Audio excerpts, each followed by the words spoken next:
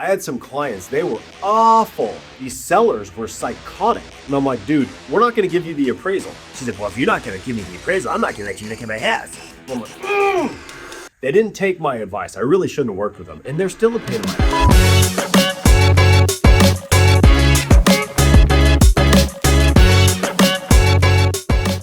So when real estate agents say escrow, we mean the time between accepted offer and closing, right? So if you talk to someone and say, hey, we're in escrow, that means we have an accepted offer. And so we're somewhere between accepted offer and the close. Is that fair?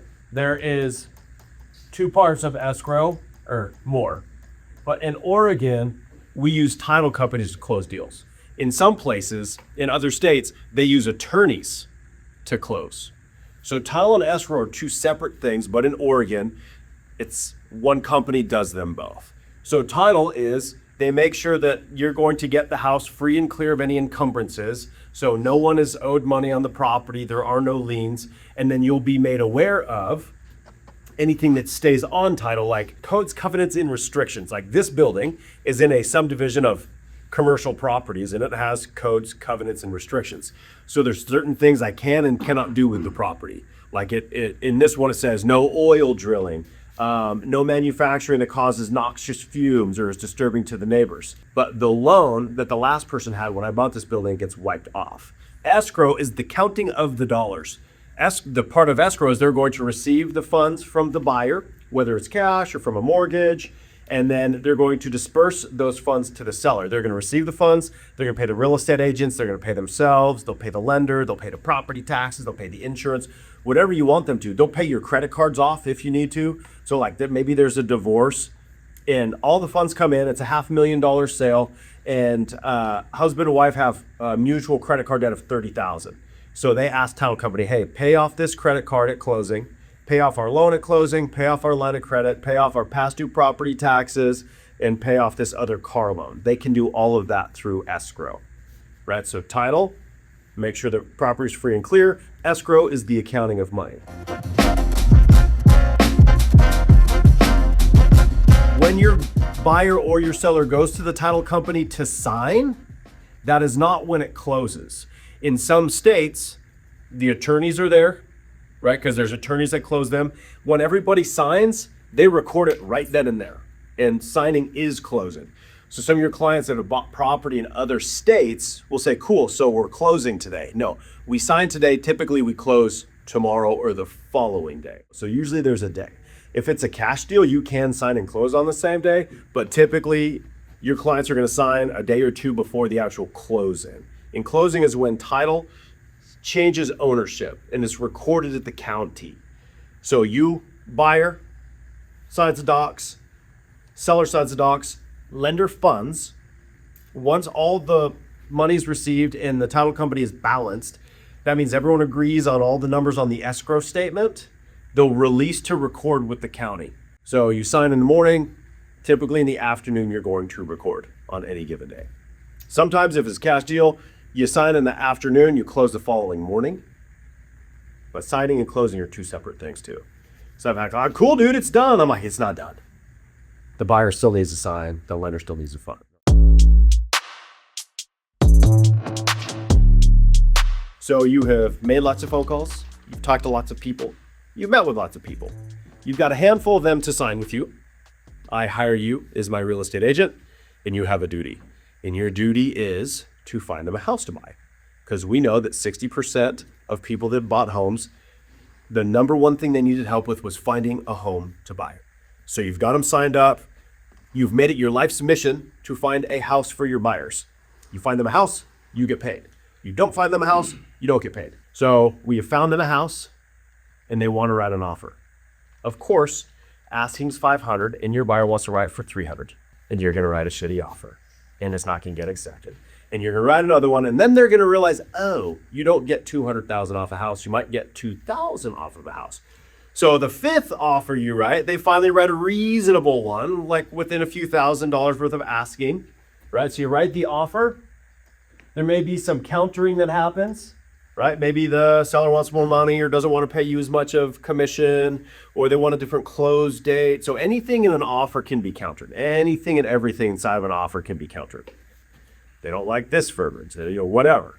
Right offer, that little back and forth, accepted. And remember, it's not a deal until your buyer has signed and the other side, the seller side, has received the documents. So just because Andre got the buyer to sign the seller's counter accepting it, Andre has to deliver that to the seller's agent before it's a deal. If it's signed and it's never delivered, it is not an accepted offer.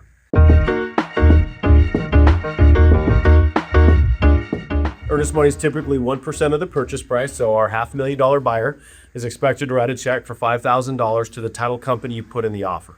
That's the number one thing that happens. Offer accepted, earnest money's got to be deposited within 3 business days. And the way it works is the first business day is the first full day after acceptance. So let's say you got an offer accepted Friday at noon. Day number 1 is Monday. Day number 2 is Tuesday.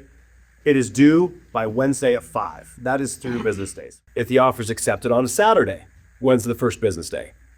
Wednesday at 5? Monday is the first business day. It would be due Wednesday at 5. Now, if it's accepted on Saturday, but Monday's a holiday, like next Monday, when's the first business day?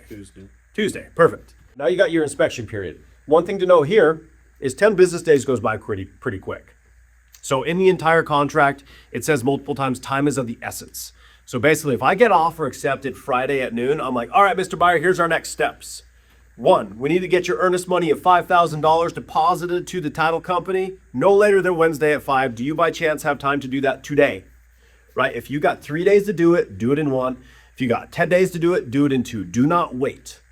Because the longer you wait and drag your feet, you will get yourself in hot water. If you don't get your earnest money deposited in time, the seller has the right to terminate the transaction and say, piss off, mate. We'll find someone that's more serious. That's very rare because typically the seller wants to sell it. No, like, whatever. But now you have to write an addendum. Earnest money deadline to be extended to 5 business days, to Friday at 5, right? So do it as fast as possible.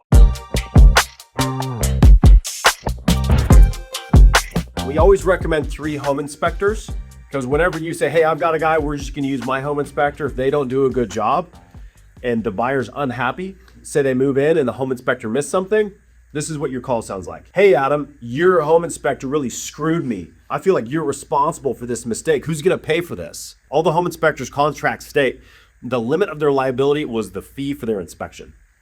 That's all you can sue a home inspector for. They charge you $500.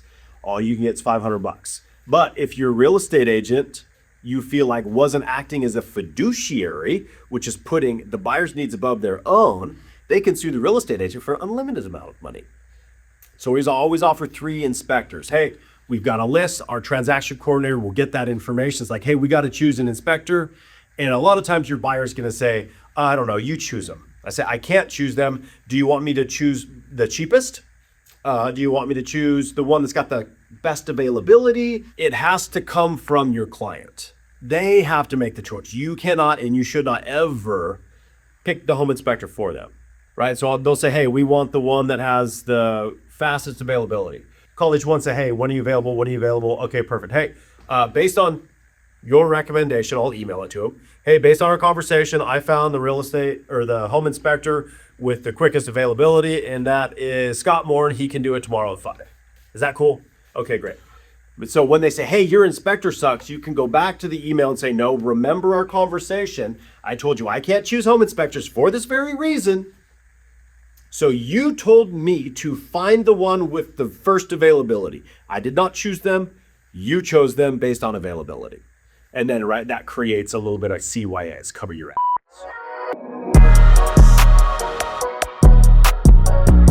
Let's say you get the offer accepted. We got the earnest money deposited within 3 business days. Got accepted on Friday. We have repairs agreed to by the following Friday. What you need to know is in the buyer's repair addendum language, there's a specific form to ask a seller to make repairs. Okay? At the bottom of it, upon acceptance, the buyer's inspection is terminated. Right? So, hey, we had the home inspection. We wanted a couple squeaky windows fixed and, whatever. Patch some flooring and paint the front door. Seller says, okay, I'll do it. Seller agrees. Buyer's inspection period is done. But the problem is you haven't ordered the appraisal yet. Now you're out of contract. So before you get repairs agreed to, you need to make sure that the appraisal is ordered. Because in the contract, it states within the inspection time period, the appraisal must be ordered. So if your repairs get agreed to, the inspection time frame is ended, and now you're outside of it. That could also get you in hot water. Most agents are like, yeah, it's cool, just get it ordered today, whatever. But some will hold your feet to the fire and give you grief. So we just want to make sure we understand the contract and what's happening. So appraisal inspection is quite a bit different from a home inspection. A lot of people that are going to be buyers of yours are going to go, oh, okay, I don't need a home inspection. We're having an appraisal. And the appraiser will find anything that's wrong with the house. No. The appraiser's job is to value an asset for collateral and to make sure it's livable. So appraisers look for health and safety issues. So that is wires hanging out of the wall, peeling paint, windows that are broken, a roof that is leaking, like heaved sidewalks that could be a tripping hazard. So they're just looking for obvious things. They're not checking outlets. They're not making sure, that your water heater is hot enough. They're not crawling underneath your house. They're not going in the attic. They're not going on the roof. They're not checking the gutters. They're just kind of looking for obvious stuff. So that's why your buyer should always have a home inspection. So after the appraisal inspect, they will give you a due date. Like I had one, the appraisal happened yesterday, and it is due next Wednesday. They can get it in at Wednesday at 11:59 p.m. They got it in the day they say they get it in. So just because the appraisal is due Wednesday does not mean you're going to know the results of the appraisal by Wednesday, right? So there's a due date. But before you know anything about it, it has to go through what's called quality control. So the lender orders the appraisal on behalf of the buyer, okay? We don't get to order the appraisal. We can tell the lender, hey, you got to get the appraisal ordered. We're about to get a repair denim accepted. Lender orders the appraisal inspection happens. The appraiser gives the lender a due date.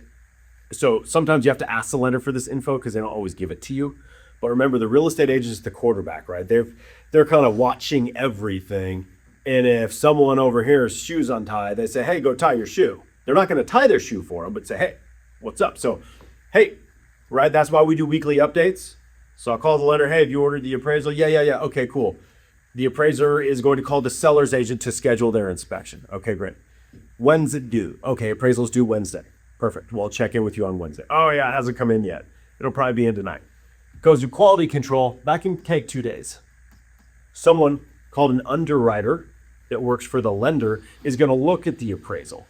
They're going to look at the photos and all the notes, and they're going to determine if there's any lender required repairs, because we're valuing an asset is collateral. If these guys don't make the payments, can we sell this thing for what is owed? That's the purpose of the appraisal. And is it livable? So it goes through quality control, and then you get the results only if the buyer allows you. A lot of times the lender, all they'll say is the appraisal's in, it made value, no repairs. Because we don't have a right to the appraisal. We didn't order the appraisal. It's not our appraisal. It's actually the bank's appraisal or the lender's appraisal. We can ask for a copy, but we only get a copy if the buyer authorizes the lender to release a copy to us. Haley gets an offer accepted. She's made it through the repairs. The earnest money's been deposited. The appraisal comes in, and the lender says, hey, made value, no repairs. This is great. She calls the seller's agent because she's a good communicator and says, hey, great news. We're through the inspection. The appraisal came in at value, no repairs. A lot of times the seller's like, I want to know how much it came in at. I want to know how much it came in at. And a lot of the times the buyer and the buyer's agent don't want the seller to know. You don't want issues, right? Because the seller may freak the fuck out if it came in at $550 and you got an accepted offer $500, right? You don't want to make waves. Who was that? Gosh, I had a couple of them this time last year. These sellers were psychotic. And I'm like, dude, they don't have to give you the appraisal. They're not going to give us the appraisal. And the seller wouldn't let them in the house for their final walkthrough. Nowhere in the contract states that you need to get the appraisal. It's technically the bank's appraisal. And for whatever reason, the buyer did not want to give the seller the appraisal. I think because the seller wouldn't let the buyer's carpet guy in to measure carpet. So she wouldn't let the carpet measurer guy in. And then she demands the appraisal. And they're like, fuck you. You won't let us measure for carpet. We're not going to give you the appraisal. She said, well, if you're not going to give me the appraisal, I'm not going to let you look at my house. So it's like this whole thing. So just be aware that the buyer's agent doesn't get to see the appraisal without the buyer's approval. The lender's not going to give it to the seller or the seller's agent without the buyer's approval. And they don't have Nobody has to give this shit to you guys. So I always say, hey, appraisal made value, we're good. And just get off the phone. How much did it come in? I don't know. Can you find out? No, I can't, but that will come up a lot. Another common question you guys will get when you're working with buyers is, can the buyer be there for the home inspection? Yes, the buyer can be present for the home inspection, but if the buyer's there, you need to be there. You can't leave a buyer at someone else's house. So if the buyer's gonna be there, you need to be there. We don't like the buyer to go to the appraiser, because if the buyer says anything to the appraiser that could be construed as leading them to a value or to a conclusion, the appraiser can say, I'm out of here, I'm not doing this. This person's trying to influence my appraisal. So buyer can be present for the inspection. What we like to do is we like to open the door for the inspector and then meet the buyer and the inspector at the end of the inspection so the inspector can go through what they found. What we don't want is we don't want a buyer following the inspector around, distracting them, causing them to do a bad job or to take longer. So yes, buyers can be there. What we prefer is the buyer to meet the inspector at the end of the inspection. So the inspector say, hey, the roof leak is over here. That plug is kind of wiggly. The carpet got tore up by kitty cats in that corner. So those are the major things. We'll send the rest in a report. Quick and easy. We don't want the buyer meeting the appraiser though. They could, but they would have to shut up. What's the purpose? But you probably got some crazy people that want to meet the appraiser. So they could, but just tell them, no, hey, you can't say anything to the guy. You can say, hey, how are you? But don't talk about values. Always do a walkthrough before your buyer signs. Houses can change conditions, things can change. Now the sales agreement or boilerplate contract state the home's to be in substantially the same condition at the day of closing as it was when the buyer saw it. So you can expect that if it's the heat of summer, the seller needs to keep maintaining the lawn, keep the house clean, keep the air conditioning on, keep the water on, keep the house insured. They need to keep it in substantially the same condition. The seller cannot turn the sprinklers off, fire the landscaper, turn the AC off, let the house get hot, drywall starts cracking. They can't do that. And shit happens. Or maybe they got a new freaking puppy right after you got the offer accepted and it pissed all over the floor. The place reeked of dog piss and there was dog hair everywhere. And this lady was super allergic to dogs. They fought over earnest money, but the house didn't smell like dogs or have dog piss everywhere when they wrote the offer. So I think they ended up splitting the earnest money because it was the day before closing this happened. But thank God they walked through. Because what happens is you have maximum leverage before close. The seller needs that money to get moved, right? To buy their next home. They've got the moving truck, everything's packed. The seller gets the money in their pocket and they're out of the house. You got to sue them. Unless they're good people and they want to negotiate. But for the most part, once the seller has their money, it's done, it's over. The real estate agents are no longer involved. It's buyer has to sue seller. And we don't like that because the agents always get drug into it. And then you get scrutinized. They scrutinize every text message you sent, every email you sent, any notes that you have on the file, trying to find fault. Whose fault is this? Whose fault is this? And it's very common practice to do a final walkthrough. Oh, Andre, you didn't have your clients do a final walkthrough prior to having them buy this home? So, Mr. Buyer, tell me again, when was the last time you saw the house? 'Twas the 1st of June. And you closed when? Mid-July, I believe. And it was covered in urine at that point. Nobody looked at this house before spending $500,000. No one decided to make sure that the house was still functional after 45 days. No, Andre was, he was at the bar. That seems pretty irresponsible. Aren't you a real estate agent? Are you a fiduciary where you put the needs of your clients above your own? That's a lot of money. You don't think that you should have taken care of your people and made sure the house was in good shape before they spent $500,000 on it? It's because remember, you're the expert. The minute you're licensed, you are the expert. You're deemed to know more than everybody else about real estate, so you better know more, right? And you better do the damn walkthrough. I do walkthroughs with my sellers too. Yo! Hey, remember in the contract where we said we're leaving the fridge? Where the f*** did it go? Oh, it's in my truck. Get it out of your truck, dude. We're not doing this. Because if the seller drives away with the fridge in his truck, the buyer doesn't do a walkthrough, buyers walk in, and there's no fridge, guess who gets heartburn?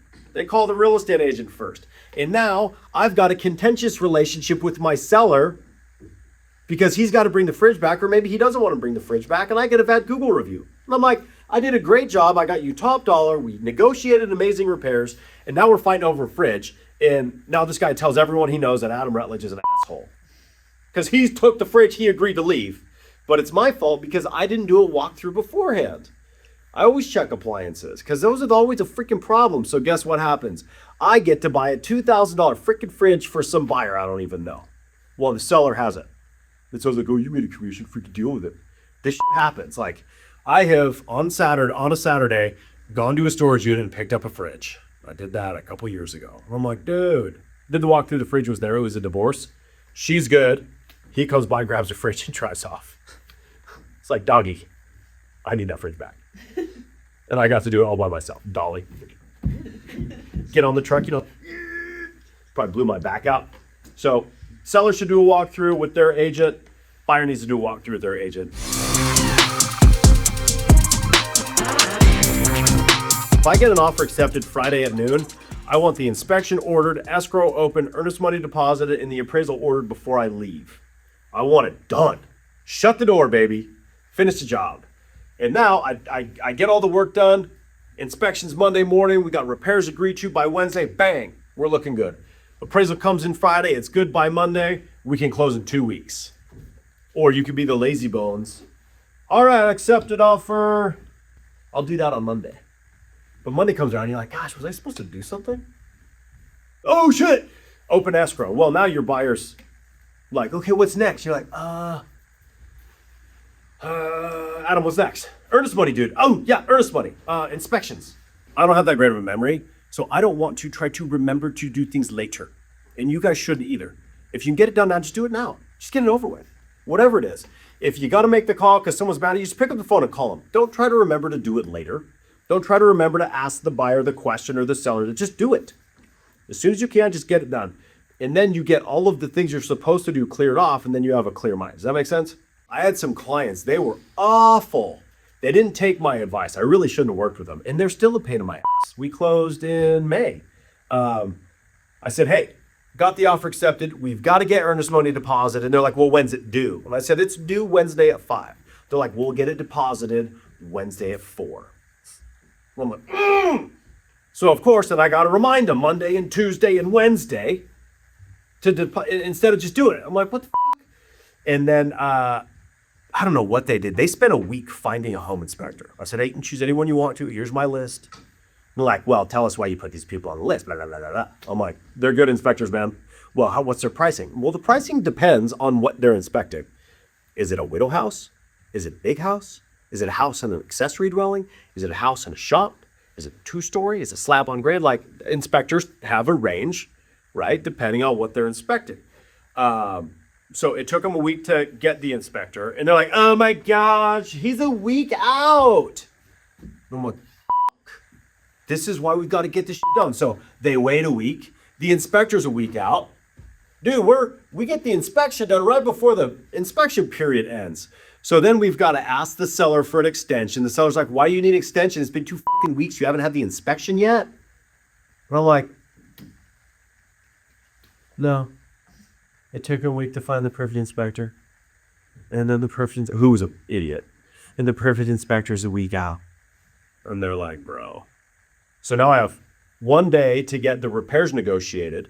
Luckily, I'm in construction. And so I was able to estimate the costs for the seller. And my estimate was high. And so the seller netted well on the deal. But that makes for a hellacious transaction when they don't move fast. I get the glass company to replace 4 windows. And they called the glass company saying, why don't you replace these windows? And they said, because you put blue tape on the windows we wanted replaced, and we replaced the windows you asked us to. Well, we think that these 2 need to get replaced. The window company called me and says, hey, they're saying that the real estate agent needs to pay for these 2 windows. And I'm like, what? I'm like, could you? So every once in a while you run into people, it's like, dude, what the fuck? So if it would have been done faster, we would have had more time to talk about it. I could have had more to explain, but you can't win with some people. But speed is everything. Time is of the essence. Just get it done. If your buyer asks you a question, respond to them. If you can't answer the question, say, hey, I'll get right back to you and leave the text unread. If they want to see the house, get them into the house as soon as possible, because if you wait, there's a good chance that someone else didn't wait and they wrote an offer and your buyer lost out on the house, you lose out on the commission. And sometimes there's only one house that really is a good fit for a buyer. And when you're representing sellers, a lot of times there's only one buyer out there. Like a lot of these weird houses, there's not 50 buyers. There's one. So you get an offer with a tight time frame on response, like, hey, we wrote the offer Friday at 2 p.m. We want an answer Saturday by 8 a.m. Get your ass in gear because you may not get another buyer. Speed, speed, speed, speed. You guys getting it? Be early.